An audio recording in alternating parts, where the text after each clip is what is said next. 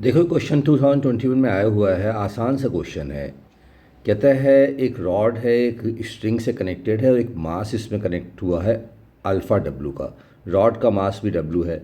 जहाँ पे इसने कनेक्ट किया है वो डिस्टेंस एल और रॉड की लेंथ एल है। तो एंगल ऑब्वियसली 45 डिग्री आ गया आपके पास। ठीक है, क्वेश्चन को ध्यान से पढ़ लो, आसान क्वेश्चन है। बॉडी इक्विलिब्रियम में है तो सारे फोर्सेस का सम जीरो होगा और net torque about any axis will be zero, but about O मैं कैलकुलेट कर लूँगा तो आसानी से काम बन जाएगा। देखो रॉड की एफ ड्रॉ कर ली, F of the rod. Hinge forces मुझे मालूम नहीं होता तो हिंज फोर्सेस में x component and y component दोनों लगा देता हूँ। R x R y are the hinge component, right.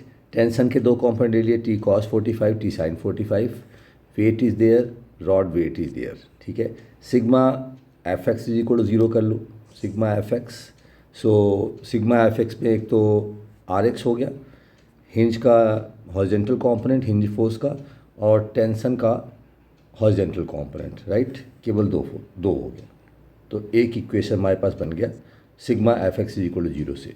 Sigma F y is equal to zero करो, सिग्मा एफ वाई जीरो से R y minus W minus alpha W plus T by root two is equal to zero. ये equation number 2 हमारे पास आ गया। This is equation number 2, right. ये दो equation बन गए। टॉर्क ले लो, टॉर्क अबाउट पॉइंट ओ, इस पॉइंट के अबाउट टॉर्क ले लिया हमने, about this axis, about this point. Torque is equal to zero कर लो। तो क्लॉकवाइज टॉर्क को मैंने पॉजिटिव ले लिया है, एंटी क्लॉकवाइज टॉर्क को हमने निगेटिव ले लिया। ठीक है, तो हिंज फोर्स का टॉर्क ज़ीरो हो गया, वेट का टॉर्क हो गया W into L by two, string force का टॉर्क हो गया T by root two into L. केवल vertical component will produce a torque. ठीक है, इससे हमने टी की वैल्यू कैलकुलेट कर ली, टी की वैल्यू कैलकुलेट कर ली। इक्वेशन नंबर 3 आ गया, इक्वेशन नंबर 3 आ गया। अब तीनों इक्वेशन को हम सॉल्व कर रहे हैं, आर एक्स की वैल्यू निकाल लो, आर एक्स आ गया। यहाँ से हमारे पास बी ऑप्शन क्लियर हो गया। अगर अल्फ़ा की वैल्यू 1/2 पुट करें तो R X will be W, option B. यहाँ से ऑप्शन बी आ जाएगा। इस तरह से टेंशन निकाल लो, tension in the string for alpha is equal to 1/2 T is equal to root two W, ये आ गया ऑप्शन सी। ठीक है, तो ऑप्शन बी सही हो गया, ऑप्शन सी सही हो गया, right. B is correct, C is correct. ठीक है, अच्छा ऑप्शन डी को देख लेते हैं। टेंशन की वैल्यू दी हुई है, हमने अल्फ़ा यहाँ से कैलकुलेट कर लिया। टेंशन की मैक्सिमम वैल्यू मेरे पास है, टेंशन की मैक्सिमम वैल्यू 2√2W हो सकती है। यहाँ से अल्फ़ा निकालो तो alpha is 1.5 is the maximum value. So option D is correct, option D भी करेक्ट हो गया।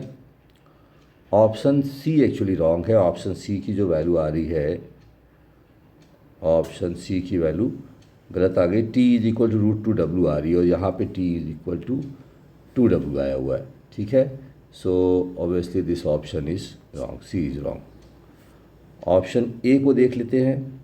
ऑप्शन ए हमने आर वाई कैलकुलेट किया, आर वाई जब कैलकुलेट किया तो इस पर देखा alpha is absent, alpha is R Y is independent of alpha, right. यहाँ से आप ए बी एंड डी तीन ऑप्शन हमारे पास हो गए। तो देखो आसान से क्वेश्चन है, आपको सिर्फ फोर्सेस बैलेंस करने हैं और टॉर्क बैलेंस करना है। Thank you very much.